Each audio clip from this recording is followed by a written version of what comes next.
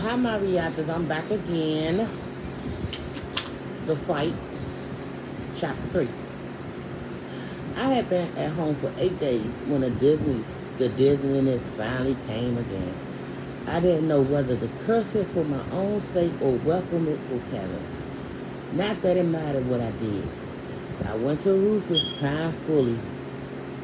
I went to Rufus' time, fully clothed, carrying my denim bag, weighing my knife. I arrived on my knees because of the dizziness, but I was immediately alert and worried. I was in the woods either late in the day or early in the morning. The sun was low in the skies and surrounded as I was by the trees. I had no reference point to tell me whether it was rising or settling.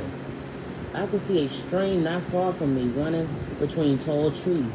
Off to my opposite side was a woman, black girl, black young, just a girl really, with her dress torn down the front. She was holding it together as she watched a black man and a white man fighting. The white man, the white man's red hair told me who he must be. His face was already too much of a mess to tell me. He was losing his fight, had already lost it.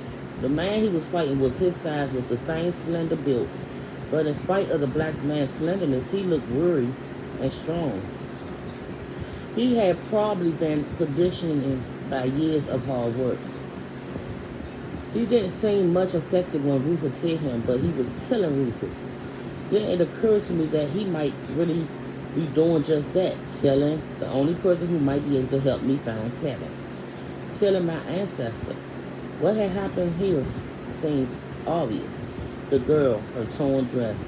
If everything was as it seemed, Rufus has earned his beatings and more. Maybe he has grown up to be even worse than I had feared.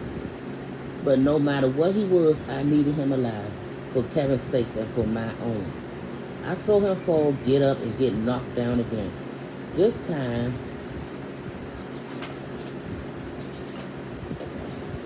he got up more slowly, but he got up.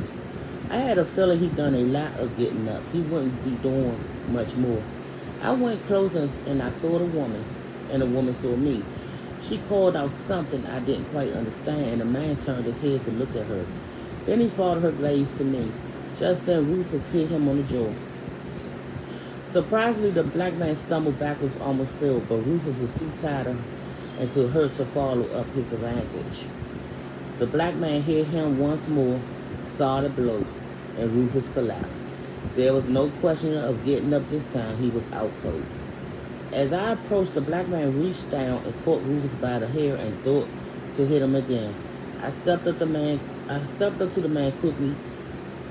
What would they do to you if you killed him? I said.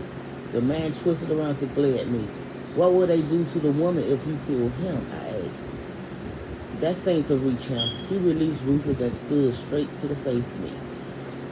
Who's going to say I did anything to him? His voice was low and threatening, and I began to wonder whether I might wind up joining Rufus unconscious on the ground. I made myself shrug. You'll say yourself what you did if they ask you, right? So will the woman. What are you going to say? Not a word if I can't help it, but I'm asking you not to kill him. You belong to him? No, it's just that he might know where my husband is, and I might be able to get him to get him to tell me. Your husband? He looked me over from head to toe. Well, I go around dressing like a man. I said nothing. I was so tired of answering that question that I wish I had risked going out to buy a long dress. I looked down at Rufus' bloody face and said, if you leave him here now, it will be a long while before he can send anyone after you. You'll have time to get away. You think you want him alive if you were her? He gestured towards the woman. Is she your wife? Yeah. He was like, sir, holding back himself, not killing in spite of anger. I can only imagine a lifetime of conditioning could be overcoming, but not easily. I looked at the woman. Do you want your husband to kill this man? She shook her head, and I saw that her face was swollen on one side. A while ago, I could have killed him myself, she said. Now, Isaac, let's just get away. Get away and leave her here? He stared at me, suspicious and hostile. She sure don't talk like no nigga I ever heard. Talks like she been mighty close with the white folks for a long time. She talks like that 'cause she comes from a long way off, said the girl. I looked at her in surprise, tall and slender and dark. She was a little like me, maybe a lot like me. You're Dana, aren't you? She asked. Yes, how do you know? He told me about you. She nudged Rufus with her foot. He used to talk about you all the time, and I saw you once when I was little. I nodded. You're Alice, then. I thought so. She nodded and rubbed her swollen face. I'm Alice, and she looked at the black man with pride. Alice Jackson now. I tried to see her again as this damn frightening child I remember. The child I had only seen 2 months before. It was impossible, but I should have been used to the impossible by now. Just as I should have been used to the white men preying on black women. I had Waylon as my example after all, but somehow I had hope for better than Rufus. I wondered whether the girl was pregnant with Hager already. My name was Greenwood when you saw me last, Alice continued. I married Alec last year just before Mama died. She died then? I caught myself visualizing a woman at my age dying, even though I knew that was wrong. But still, the woman must have died fairly young. I'm sorry, I said. She tried to help me. She helped a lot of folks, said Isaac. She used to treat this little no-good bastard better than his own people treated him. He kicked Rufus hard in the side. I winced and I wished I could move Rufus out of his reach. Alice, I said, wasn't Rufus a friend of yours? I mean, did he just grow out of the friendship or what? Got to where he wanted to be more funny than I did, she said.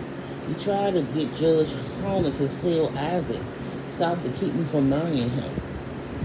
You're a slave? I said to Isaac, surprised. My God, you better get out of here. Isaac gave Alice a look that said, very clearly, you talk too much, Alice. Answer the look. Answer, you talk too much. Answer. He said, you talk too much. Alice answered the look. Isaac, she's all right. She got a whipping once for teaching a slave how to read. Tom Whalen was the one who whipped her. I want to know what she's going to do when we leave, said Isaac. I'm going to stay with Rufus, I told him.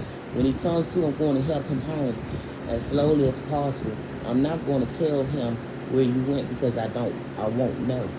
Isaac looked at Alice and she tugged at his arm. Let's go, she urged. But you can't whip everybody. Let's go. He seemed on the verge of going when I said, Isaac, if you want me to, I can write you a pass. It doesn't have to be to where you're really going, but it might help you if you were stopped.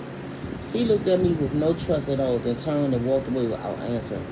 Alex hesitated, spoke softly to me. Your man went away, she said.